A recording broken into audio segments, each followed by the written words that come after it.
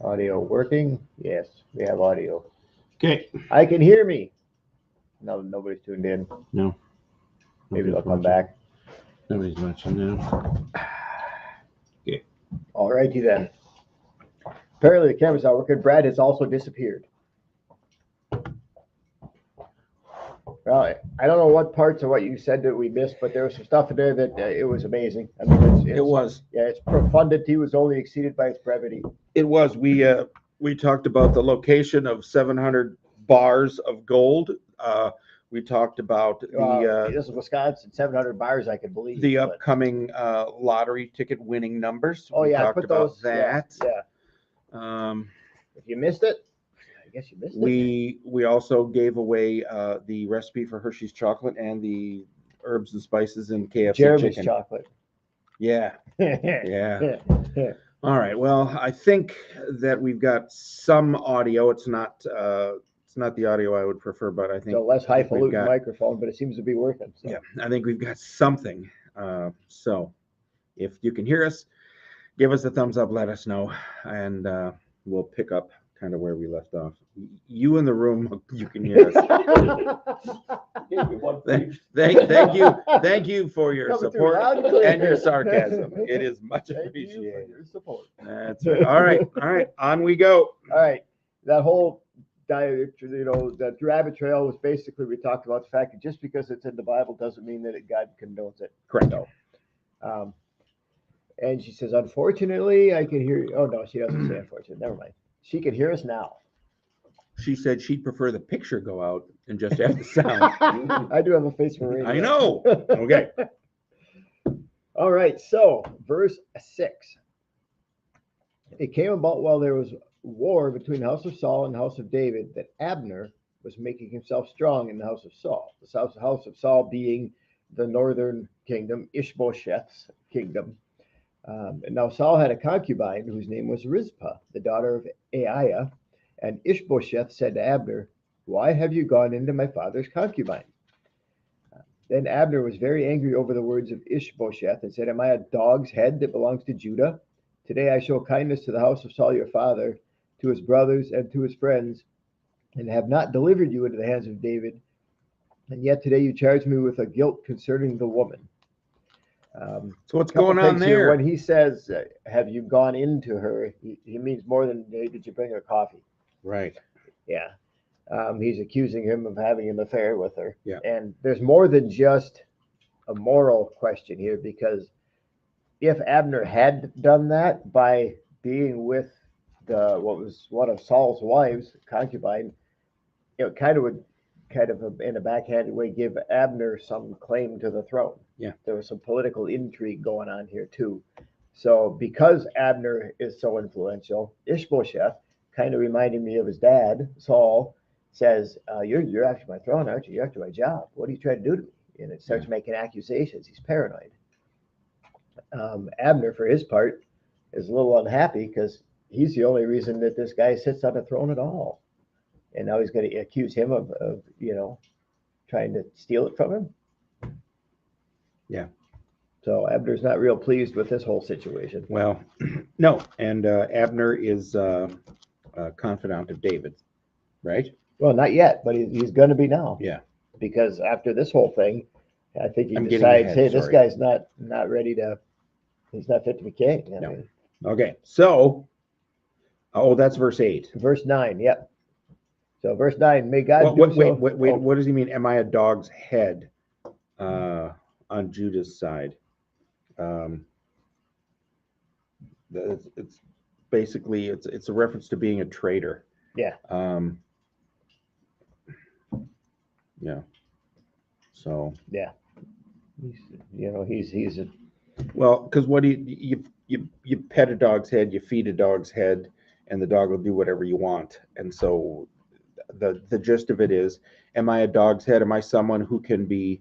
Are you saying that I'm like being fed and being pet by the other side, that I'm going to betray you, that I'm going to leave my master and betray him, kind of a thing? Am I a dog's head? Am I going to be a traitor? And so anyway, enough of that. Go on. Okay. Verse 9, may God do so to Abner, and more also, he went all third person there, If, as the Lord has sworn to David, I do not accomplish this for him, to transfer the kingdom from the house of Saul and to establish the throne of David over Israel and Judah, from Dan even to Beersheba. And he could no longer answer Abner a word because he was afraid of him. He said, all right, you want to accuse me of being a traitor? Then you know what? I'm going to go ahead and do it. I'm going to go ahead and make sure David's king. Here I go. And then the king was afraid of Abner, was afraid to say anything because Abner was the real power broker here. So the fact that he was so worried about it and accused Abner of doing some things, Abner says, all right, then, if that's what you want, here we go. Yep. All right. So,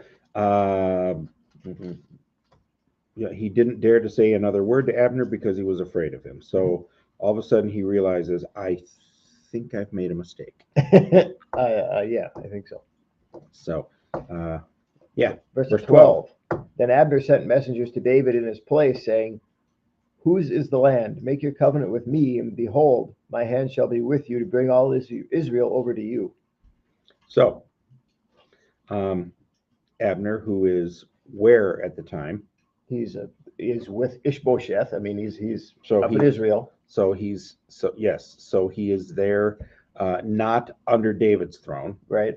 But he's sick of what's going on up there because these people are a bunch of creeps. So he's like, well, then I'm just going to go down and pledge my allegiance to David. So he goes there, right? Yep. Okay. He sent a messenger over there and made overtures to David. And in verse 13, he said, good, I will make a covenant with you, but I demand one thing of you. Namely, you shall not see my face unless you first bring Michal, Saul's daughter, when you come to see me. Well, let's back up just a little bit. When he says, whose land is it? Make an agreement with me and I'll help you bring all Israel over to you. He's basically saying, whose land is it? It's your land. You should be the king over all of it. And if you bring me on board, I'll help you reunite everything and you'll be ruler over all of it. And then he makes this request for Saul's daughter, Michal, who David, it's one of his wives. Yeah. One that he seems to care for, actually. So. Yeah, I mean, there was some strange things. There's a couple things there, One, he was married to Michal, and then after he got shooed away, then Saul marries her off to somebody else. Yes, he does, as a way to spite So, in the meantime, Michal's been married to this whoever else it is for years and years at long this point. time. And David says, "I'll just bring her over to me." Well, maybe she's not unhappy where she is, David. Yeah. I mean, it's like what she wants here, is really inconsequential. Yeah. He wants her back, but he doesn't take into consideration that, I guess, that thing, if you really loved her and she's happy where she is, you should just let her be there. Yeah. And what also can't be ignored is the fact that, like Abner, had he, taken one of Saul's concubines, he would have had some kind of a claim to the house. If David brings Michal into his house as his wife, then he has another legitimate claim on the throne of Israel. Yep, married to the king's daughter. Yep. So, I mean, that's probably not to be ignored in all this too. So there's a lot of there's two things happening. There's emotion happening and there's politics happening. I mean, there's vying for power happening in the midst of all of this. Yeah. Well, the emotion and the politics. So yeah. Okay. Because and again, that's nothing you ever see in the world today. Is people's emotions involved with politics. It just doesn't even happen. No. It's rare. Okay, go ahead. Wait. That's just a pop-up, somebody trying to sell you something. Oh, well, let's can I don't know, can you? I know. All right, so verse 14, so David sent messengers to Ishbosheth, Saul's son, saying, give me my wife Michal, to whom I was betrothed, for 100 foreskins of the Philistines. Ishbosheth, and that's a story that you can go back and look up that Bible study. Ishbosheth sent and took her from her husband, from Paltiel, the son of Laish. But her husband went with her, weeping as he went, and followed her as far as Bahurim. And then Abner said to him, go, return. So he returned. Apparently, Um, her husband wasn't all that happy to see her go. And So, he followed her weeping, but she didn't really have much choice in the matter. The king sent her, and there she went. So, just ignore it; it'll go away. it's weird. Yeah. Okay. All right. So what's happening with all that? So they took Michael, and they're bringing her to David. So in verse 17, now Abner had consultation with the elders of Israel, saying, in times past you were seeking for David to be king over you. Now then do it. For the Lord has spoken of David, saying, by the hand of my servant David I will save my people Israel from the hand of the Philistines and from the hand of all their enemies. Abner also spoke in the hearing of Benjamin, and in addition Abner went to speak in the hearing of David in Hebron all that seemed good to Israel and to the whole house of Benjamin. It's interesting that Abner now he says, well, God has said that David will deliver you from the Philistines. And even when he's talking to Ishbosheth, he said, everything that God said he'll do for David, I'll help him do it. It's like, well, if you know that it's God's will that this be done, why are you doing something different to begin with? Abner? Right, exactly. Why wouldn't you have been doing that from the start? You've just admitted that you're a disobedient man. Yeah. It's not a compliment. No. His civic pride is his devotion to the house of Saul, to the nation of Israel, superseded his obedience to God. And again, that's not something we've ever seen happen, right? No. Thousands of years old, and power, leadership, not a lot different. No. So when Abner decides to help sway these people, he actually goes to the heads of the tribes. So even though there's a king in Israel, these elders of the tribes are still influential.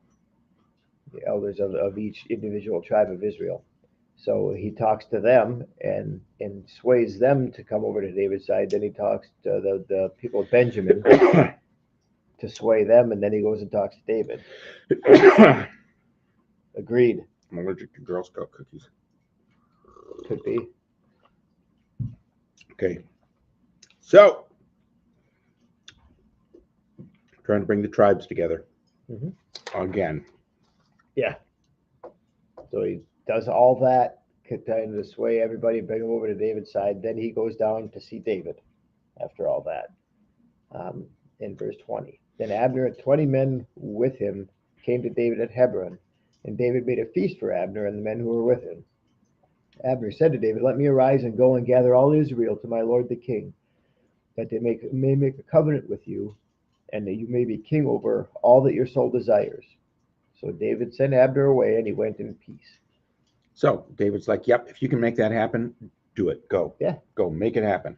Yep. And then verse 22, some stuff starts going down. Joab, Who is Asahel's brother. It's one of those names, one of those baby names we talked about. Yeah, It's a yeah. great baby name. Who was the man that Abner had killed kind of by accident after a confrontation. Yeah, with the spear. With a spear, Yep. he kind of jabbed him with the butt of his spear to slow him down, and it actually killed him. That was Joab's brother. And we'll see here, Joab hadn't exactly forgotten that. So Joab's a little mad at Abner. Mm-hmm. Abner is left to negotiate the reunification of Israel, which isn't going to make Ishbosheth happy. Yeah. Because he's the king of the other kingdom. So this is what happens. So after David sent Abner away, he said, go do that. We'll get all those people and bring them, and we'll do that. We'll make me king. I like the idea. And behold, verse 22, the servants of David and Joab came from a raid and brought much spoil with them. But Abner was not with David in Hebron, for he had sent him away, and he had gone in peace. So while this negotiation and this dinner was happening with Abner and David, Joab, who is his general, kind of, is off doing some war stuff. Yeah. He comes back. This whole meeting's done. It's over when he comes back, and then this plays out. Yeah, this is like the next act. Yep. He exits stage left, and here comes, Yep. So when Joab 23, and all the yeah. army that was with him arrived, they told Joab, saying, Abner, the son of Ner, came to the king, and he has sent them away, and he is gone in peace. And then Joab came to the king and said, What have you done? Behold, Abner came to you. Why have you then sent him away, and he is already gone? You know, Abner, the son of Ner, that he came to deceive you, and to learn of your going out and of your coming in, and to find out all that you're doing. So he's saying, no, he's just a spy. He's trying to come figure out. Yep. He's a snake in the grass, and you let him in, and now he knows stuff. So you, David, dude, why did you do this when I was gone? I was, I'm like your Secret Service. I should have been here to protect you from making a stupid mistake. So go on. Yeah. And maybe it just kind of happened at that time. And maybe David thought, I don't think Joab can be impartial when it comes to Abner, son of Ner. So maybe that had something to do with it. 26. When Joab came out from David, he sent messengers after Abner, and they brought him back from the well of Sirah, but David did not know it. So when Abner returned to Hebron, Joab took him aside into the middle of the gate to speak with him privately, and there he struck him in the belly so that he died on the account of the blood of Asahel, his brother. Afterward, when David had heard it, he said, I and my kingdom are innocent before the Lord forever of the blood of Abner, the son of Ner. May it fall on the head of Joab and on all his father's house, and may there not fail from the house of Joab one who has a discharge, or who is a leper, and who takes hold of a distaff, who falls by the sword, or who lacks bread. A lot going on there. I'll read my translation of that. Joab then left David and sent messengers from Abner, and they brought him back from the well of Sirah, but David did not know it. So Joab's doing some stuff to get his hands on Abner. Now, when Abner returned to Hebron, Joab took him aside into the gateway as though he was going to speak to him privately. So he gets Abner. They're there. He says, "Hey, come here. I want to talk to you. And Abner thinks, well, I made this deal with David. He let me go in peace. This is one of his guys. He wants to talk to me about stuff in the reuniting of the kingdom thing. He gets him kind of in the shadows in an alleyway and knifes him, stabs him, kills him. And there, to avenge the blood of his brother Asahel, Joab stabbed him in the stomach and he died. And then David heard about this. He said, I and my kingdom are forever innocent. He said, it's not my fault. This blood is on your hands. I didn't plot this assassination. You did. It's on you. And so things are, it's like a movie. Yeah. And he basically calls down all the curses that God said could happen to people for disobedience. He whips out the list and said, okay, here's what you get, Joab. This one and this one and this one.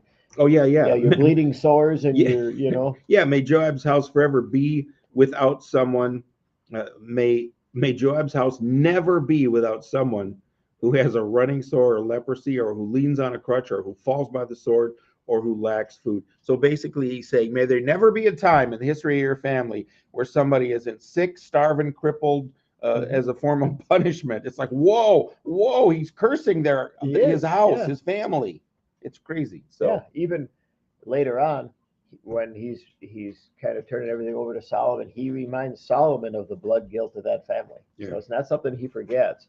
And it's kind of doubly important because they're in Hebron, which was a city of refuge. So if you killed somebody, but there was extenuating circumstance or something, if you were falsely accused, you could flee to that city of refuge, and they could not put you to death until there could be some sort of a trial and they could prove it. So for Joab to kill him because he said he killed his brother in that city of refuge was an affront to God, aside from everything else. Yeah. Yep. 31. Then David said to Joab and all the people with him, tear your clothes and put on sackcloth and walk in mourning in front of Abner. King David himself walked behind the the bier. They buried Abner in Hebron, and the king wept aloud at Abner's tomb. All the people wept also. So it's basically they had a funeral and everyone grieved. The sackcloth, tearing of your clothes, all of that sort of thing. It was a way of displaying your grieving, your incredible grief and pain and the loss of it. So all the people wept, and the king sang this lament to Abner. And again, the king is who? David. And so David, again, who not only is a mighty warrior, we talked about this, but also is a musician and a songwriter. Yeah. And he has composed a song about Abner. Oh, sing it for us. And he sings it. Go ahead. Should Abner have died as the lawless die? Your hands were not bound, your feet were not fettered. It's a Gilligan's Island song. Oh, I see. Yes, Can you do it in yeah. Hebrew? No. It'll be more heavy. Should Abner have died as the lawless die? 3-hour Tour. You- It's your fault, Gary. You did it to me. Your hands were not bound, your feet were not fettered. You fell as one falls before wicked men. In other words, this shouldn't have happened to you. You weren't a prisoner. You weren't bound and executed. You were someone deceived you and murdered you wrongfully. Yeah. And all the people wept over him again. Verse 35. Then they all came and urged David to eat something while it was still day. But David took an oath, saying, "May God deal with me, be it ever so severely, if I taste bread or anything else before the sun sets." So David is really honoring this guy and saying, I'm not even going to eat anything today. I'm fasting today, and I'm not going to eat. So, verse 36, take it. Now all the people took note of it, and it pleased them, just as everything the king did pleased all the people. So all the people and all Israel understood that day that it had not been the will of the king to put Abner the son of Ner to death. Then the king said to his servants, "Do you not know that a prince and a great man has fallen this day in Israel? I am weak today, though anointed king, and these men, the sons of Zeruiah, are too difficult for me. May the Lord repay the evildoer according to his evil." So, yeah, David, I mean, Abner, for all the fact that he was on the other side, he conducted himself honorably. I mean, he was an enemy of David. He fought against against David, but yeah, I mean, he was. But he just, yeah. And like we said at the beginning, in part one of this 2-part Bible study. The part with no sound. Yeah, the part that lost sound. The Charlie Chaplin part. Yes. We talked about how he saw what was going on in the other kingdom and was like, this is not right. This isn't good. And so, again, even though he was a part of that and wasn't with David, which was the rightful place, sort of like a bad guy who saw that he had made a mistake and went to try to correct that and ends up getting himself killed for it. Yeah. So, I don't know. What do we got? We got about 7 minutes. Do you want to keep going? I don't know. You want to wrap this up and start chapter 4 next time? We could do that, I guess. Okay. It starts a new. Let's do that because we don't know how long the sound will stay. And I'll try to figure out this microphone. Which didn't work. It glitched out last time too. This time it just stayed gone, so I'm not sure. Yeah. All right. May need to be put in a circular file and forgotten. Sad. I liked it. Oh, I was kind of impartial. It just sat there and listened to me, but it never said anything. So anyway, there we are. Perfect wife. Yes. Let's see. Saturday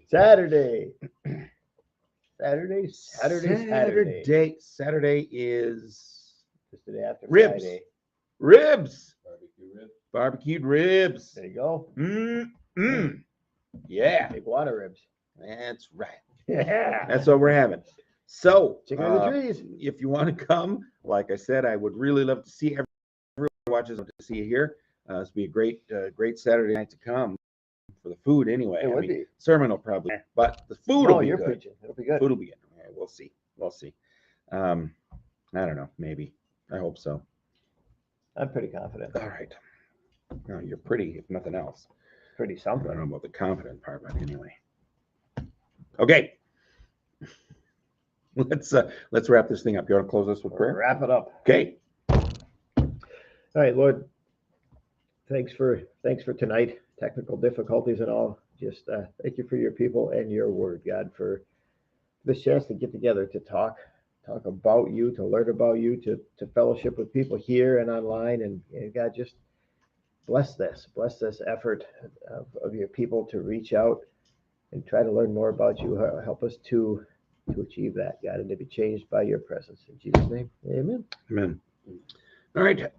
Thank you, everyone, for enduring, for tuning in, for letting us know we lost sound. We'll try to get all the technical glitches remedied for next week. So thank you. God bless you. And 3, 2, 1. Good night. Good night.